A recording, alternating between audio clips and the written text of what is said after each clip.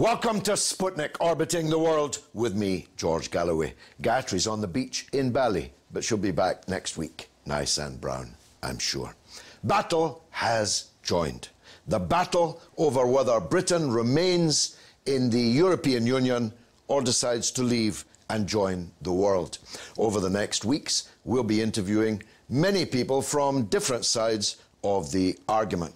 I put my cards on the table just the other week here on Sputnik.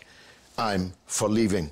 And therefore, there may or may not be fireworks in the next 25 minutes or so, because I'm interviewing the man who, more than any other, has brought us to this referendum. He scored 4 million votes in the recent general election. Not that he got much for his troubles. One MP who seems, if he doesn't mind me saying so, a little semi-detached from the United Kingdom Independence Party, whose actual leader, Nigel Farage, joins me for a special edition of Sputnik. Nigel, welcome. Thank you. To the show. I'll not pry into the private grief of the loyalties of your one MP, but I do want to turn to the grotesque situation that you can get 4 million votes and only get one MP later in the interview. But am I right? Has battle been joined? Is the referendum campaign now on? Yes.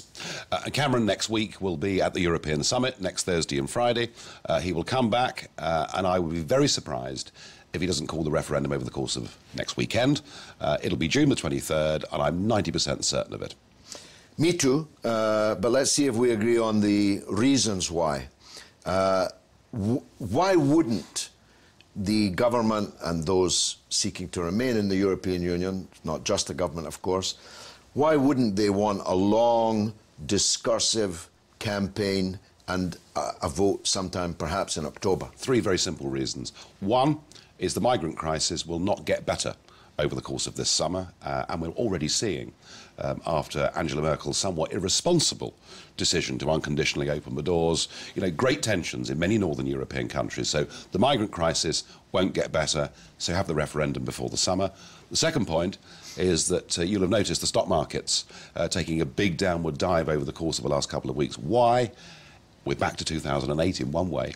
Worries about the banks, worries about their liquidity, and of course that knocks on to the Eurozone. It is only a matter of time before Greece, fails. Defaults, yeah. Yeah, bound to. I mean, what they've done to Greece, makes it virtually impossible for that economy to pay back the money. So fears that the Eurozone crisis could come back, or perhaps even worse. And the third reason is he doesn't want those of us who are going to campaign to leave to have time to organise, mobilise and get out there and campaign in the country. So for all of those reasons, it will be, I'm absolutely certain of it, in June.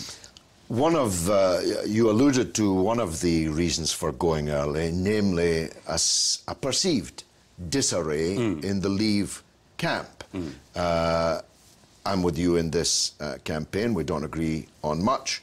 But we certainly agree on democracy and the need for our people to be in charge of their own destiny. I mean, the whole point of this is, if you and I take different views, let's say on economics or government borrowing, the fact is we should be able to elect governments with people like you in it or people like me in it, and at the end of 5 years, get rid of them. Yeah, exactly. Elect them and get rid of them. And that's the one thing we can't do with the European Union. Well, that's the point. And to me, the biggest single democratic point here is that every directive that comes from the European Union is proposed by the unelected European Commission. They have the sole right to make law and the sole right to repeal law. And there is nothing we can do, our government, our parliament or the British people, in elections, be they national or European, there's nothing we can do to change a single European law. And that, frankly, means we've given up on being a proper democratic nation, and I want democracy so that we can disagree properly. Yes, quite. My teacher in this was my leader in 1975. I know I don't look old enough, but I was a campaigner in 1975 against joining the then Common Market, led by Mr. Benn. Yes. And Mr. Foote, for that matter, both of whom argued the principled democratic case, that we may or we may not, as a country, go down the road that Mr. Benn, Mr. Foote and I wanted to go down. But at least we had the right to. Yeah. In fact, Jeremy Corbyn and John McDonnell's economic policy is illegal under the European Union. Many of the things that they want to do... Absolutely, because you're stuck with 3% limits, you see, on what you can spend. And can I also say, on a sort of contemporary basis, what has happened to our steel industry over the course of the last couple of months? Look, we know it's a difficult, competitive global world, but what's happened? China's had a slowdown, and what they've done is they've literally dumped their steel on the world markets, and we're not able, as the United Kingdom, to say, whoa, hang on a second, that's not here, mate. Yeah. Exactly, that's not fair play. And the British government is impotent, the Scottish, Welsh governments are impotent. It's a classic example of how, as a part of this club, we cannot put the interests of our businesses and our people first. Let's go back to the architecture point. Yeah. I'm with you, you and me, but who are we? Who else is involved, and how are they organised? Well, we've got two sides to this. It's basically Goldman Sachs v. the rest. No, well, in some ways it is. It'll be good. That's a good line. It'd be good if we could picture it that way. Well, it's the unholy alliance of big banks, multinational businesses and big politics that is on one side of the argument. So you've got BSE, they've decided to call themselves. They should have thought about that, really, shouldn't they? So Britain's stronger in Europe. Mad cows all I know, absolutely. That's led by Lord Rose, and they used to run Marks and Spencer's. Well, that went well. But quite. No, absolutely. Are we going to do as well as Marks and Spencer's? So he's running the official campaign. Then you've got the Labour Party, who are going to do their own thing. They're not going to join up with the official campaign. Alan Johnson will do his own thing on behalf of the Labour Party. Then, of course, you've got the SNP, who, again, will do their own thing. So there are three distinct camps who are campaigning for us to stay in, but they're being funded by... Goldman Sachs. Wow. And JP Morgan, the very people who I suspect many viewers of this show... Including the Labour campaign? Well, that we don't know yet. What we do know is that they're going to fund the BSE campaign. Labour are relying on trade unions to fund the campaign, but I've detected, particularly with TTIP, this transatlantic deal... It's the only way we can get out of TTIP is not to be in the European Union. That's right. And I'm sensing that for the first time in nearly 40 years, the trade union movement are beginning to look at this European project in a slightly different light. So Labour may struggle for funding, but that's that side. And yes, it's backed, as I say, by big banks and the big multinationals. And the multinationals love Brussels because they actually get to set the rules themselves. Yeah, exactly. To the disadvantage of all the small and medium-sized businesses. Now, on the outside, I have to be frank, it's not been easy going. There are two distinct groups, one called Vote Leave, Westminster-based, very Tory, good research, clever people, but who tend to talk purely about the economic arguments, against the more populist campaign led by Aaron Banks called Leave.eu, which is aimed to get support amongst the general public and has talked more about border control, security and things like that. And frankly, there's been a pitched battle going on between these two groups, and whatever the rights and wrongs of it, I think they've both done reputational damage to each other through this. So I'm part of a new initiative which has come through the middle, and that's called GO, Grassroots Out.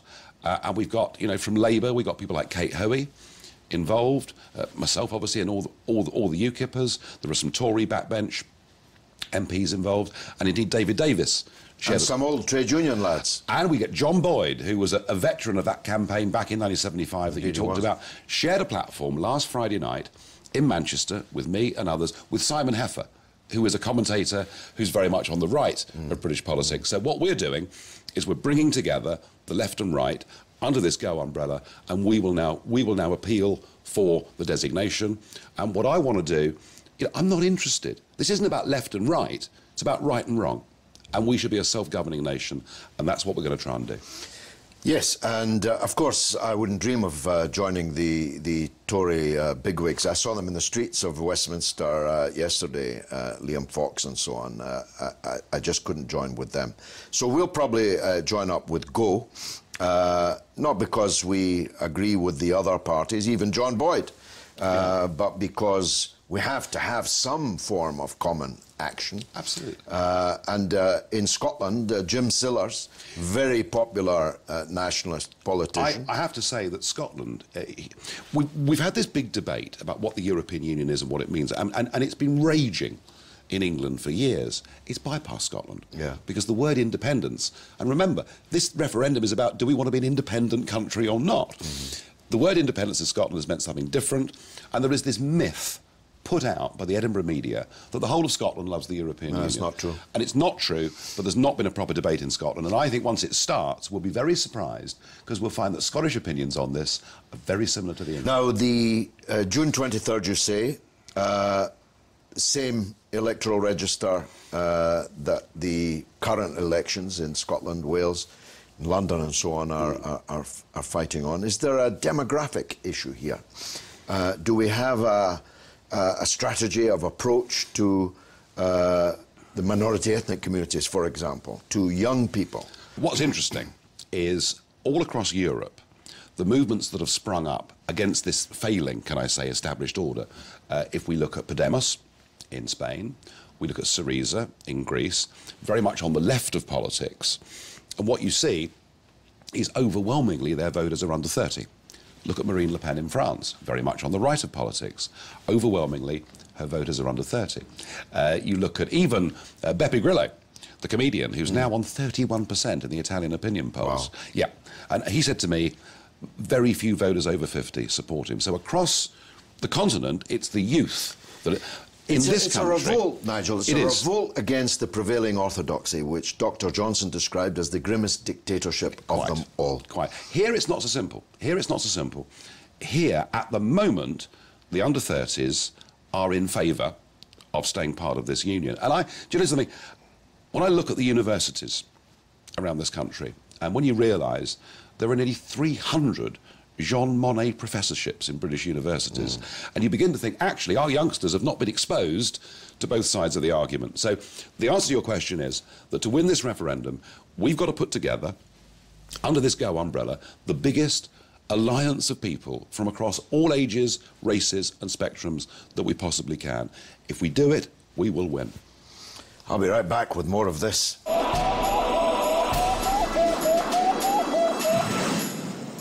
Welcome back to Sputnik with me, George Galloway, orbiting this particular world this week with Nigel Farage, the leader of the United Kingdom Independence Party and the man who, more than any other, has brought us to the point where we're going to get a chance to vote on whether to stay or go from the European Union. Nigel, the arguments then, let's distill them. I've got my own, of course, but you're the guest. Tell me first, what are your best 3 or 4 reasons why we need to leave? I'm with Churchill. Democracy is a dreadful system, but it's by far the best that mankind's yet invented. And we're part of this club. Yeah. As I said to you earlier, well, we can't change a single European law through the ballot box. That is wrong. I believe in parliamentary democracy. I believe it's something that is fundamentally important. I believe it keeps the peace, within our country. And I want us to be self-governing. I want us to be independent. I want us to set our own economic policies, which people like you and I can argue like cat and dog about, but set our own economic policies. But I also think that limiting ourselves to thinking that Europe is the be-all and end-all of the world is a massive mistake. I think that's the biggest argument. Massive mistake. They pose the EU as the internationalist option. But actually, the vast majority of countries in the world are not in the EU. Quite. And I mean, look, there are 2.2 billion people inside the Commonwealth. From India to Australia to right across the world. This remarkable club, which comes together for summits where we're friends, where we share a common language. I mean, goodness me, these countries fought beside us in 2 world wars. There is a very strong link and bond. And what we've done is we've turned our back on this big international community, almost family. Some of whom, indeed, are doing rather well. Having a special relationship with India is something to have. Quite, and look at Canada, it's done wonderfully well. Australia, I mean, many of these countries have done phenomenally well. So I want us to be, quite frankly, it's out of, not Europe, but it's out of political union in Europe. Yes, because of course we'll still be dealing with Europe, well, still this be is trading with Europe. This is what upsets me. You know, Lord Rose, he of Marx and Sparks fame, and all the others, they kind of say that we'd be becoming isolationist if we left. No, we wouldn't. And we sometimes underestimate our own power here, you know. We are still the 5th biggest economy in the world. We are still the 8th biggest manufacturer in the world. We do have a seat on the UN Security Council. We speak the world's language, for goodness sake, and I want us to play our role in the world, not to be an 8% vote in Brussels at the Council of Ministers. And the Commonwealth is one thing, and I agree with you on that, but the BRICS are something even bigger. Sure. Brazil, Russia, India, China, South Africa, Iran now coming back into the international economy. Yeah. Wouldn't having a special relationship with these kind of countries be more profitable for us than what we currently have? And here's the clue. Here's the clue, you see. Very few people realise this, but as the 5th biggest economy in the world, we are forbidden from making our own deals and trade relationships with any other country on earth. That must be done for us by an unelected bureaucrat based in Brussels. And that, when you think about it, and we're told... I did a big debate with Nick Clegg in 2014 in the run-up to the European elections, and Nick said, Britain's not big enough and strong enough to negotiate its own trade deals. I said, look, Iceland, with 250,000 people, has just signed a trade deal with China. I'm certain that if they're big enough to do it, we're big enough to do it. But here's the key. What Clegg meant isn't we're not big enough. We're not good enough.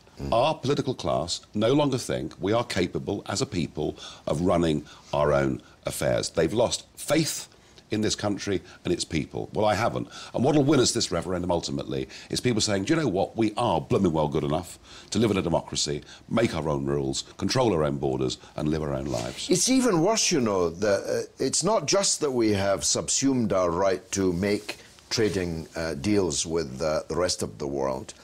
We have a foreign policy which is run by completely unelected people. I mean, Catherine Ashton. She rose without trace. Rose never been elected to anything. Never elected to anything in her life, and she ended as the European foreign minister. Yeah. In which position she picked a fight on our behalf with half of the BRICS, if not more than half. So it's not just that we're not allowed to make individual bilateral deals with them. We're towed along in a foreign policy of unremitting hostility to them. This is one of the sort of secrets of British politics. When Cameron came to power in 2010 with the coalition, within a few months of taking office, he signed us up to being part of the European External Action Service. Now, this was never part of any Conservative manifesto, and indeed many Conservative voters would have been appalled to think they'd do this. So there are vast areas of the world in which there is no independent British voice on foreign policy. We're happy for it to be done on our behalf by the European Union. And I've said again and again that, I'm not a friend or fan of Putin as an individual, but the point is to have provoked Putin, which is exactly what we did over the Ukraine, shows me that actually a European Union with a big, active foreign policy could actually be quite a danger. Yeah, and it's not about... I respect Putin, and I think he's very popular in Russia, and that's the point. He's the leader of Russia, not the leader of anyone else. But we shouldn't be being put into things which are against our national interest when we have no democratic right to alter it. I mean, we could not have told Catherine Ashton to take a different view on the Ukraine. But if we had our own foreign minister, we could. And historically, of course, one of the things that Britain has done is tried to hold the balance of power in Europe, to try and stop bad things happening across Europe, and we're beginning, bit by bit, to surrender that right. I think it's a huge mistake. We should set our own foreign policy. Let's turn to the issue of democracy at home. I alluded to it in the introduction. It's not that we're saying, certainly not that I'm saying, that what we currently have in Britain is somehow perfection, and that we should, in an isolationist Little Englander way, withdraw into our shell. I want to see many, many changes here in Britain, and one of those is pointed up by the frankly grotesque situation where your party got 4 million votes and one MP to show for it. Yeah. Well, and I told Blair and Brown, face to face, man to man, just the two of us, in 2 separate conversations, when they had a landslide majority in their pocket, this is the time to introduce fair voting in Britain, so that people get the number of MPs related and proportionate to the vote that they got. I mean, you know, never in the field of British democracy have so many been represented by so few. I mean, you know, that's a fact. That must be true. I mean, it was. I have to say, personally, I found last year pretty tough and pretty wounding, really.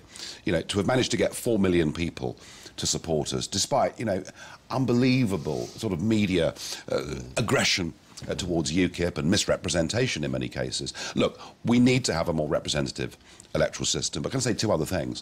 One is that the postal voting system is so corrupt and so wrong, we should scrap it and start again. I opposed it from the beginning. You know, I mean, it really has led to terrible things going on. I'm happy for a postal vote if you're 94 years old in a wheelchair, or you're in the British Army serving around the world. You know that you're going to be working in Saudi Arabia at that time. Let's take postal voting back to what it was intended to be. And the other thing, and people aren't noticing this, money. Money, money, money. It appears that at by-election after by-election, the Conservative Party have quite deliberately and willfully obeyed the law of this land and massively overspent in elections. Now, there seems to be almost a pact between the Labour and Conservative parties that if they're defending seats in by-elections, nobody will report on the other. Well, for goodness sake, if we're going to have elections, we have to have rules, and we need to have an electoral commission that actually enforces those rules. I would hate to see British politics become like American politics, where it becomes all about big money. Michael Crick on Channel 4 News has apparently scooped the pack on this, and I wanted to ask you about that. I was shocked that you didn't win your seat. No doubt you were yourself, especially as your party won control of the local authority on the same day. But it now turns out, according to Crick, who's quite a serious journalist, Channel 4 News, quite a serious outfit, that there were many items of expenditure that the Tories engaged in that didn't appear on their election returns. Does that raise the possibility of a rerun of a by-election? Well, I don't know is the answer to that. I mean, I suspect, given what Crick has unearthed, and maybe there's more to come, who knows? He says there is. Yeah, that's right. I suspect there'll be somebody in Thanet who will make a proper official complaint to the police and let it take its course. From my perspective, you know, if this referendum that I spent 20 years fighting for is on June the 23rd, I've got to look forwards, not backwards. So let's move to predictions. Neither of us has a crystal ball, but here's mine. I believe the only way is up for us. The only way is down for those who want us to remain in this neoliberal club called the EU. I don't think that it's ever going to be more popular than it is, and with every week that the campaign is joined, it's going to get less popular. And I suppose my memory goes back to the alternative vote referendum. Nobody voted on whether we should have AV or not. They voted against Nick Clegg. And because they didn't like him, they didn't like what he'd done, putting Cameron into Downing Street and so on. If this referendum is, and it seems it must be, led by David Cameron, George Osborne, Peter Mandelson, and the other discredited members, largely discredited members of the political class in Britain, they're going to lose votes hand over fist. So my prediction is that we're going to win, and that on June 23rd, the British people will vote to leave. What's yours? I agree. I think there is a very significant piece of British history going to happen in a few months' time. I think we are going to vote to leave. Do you know something?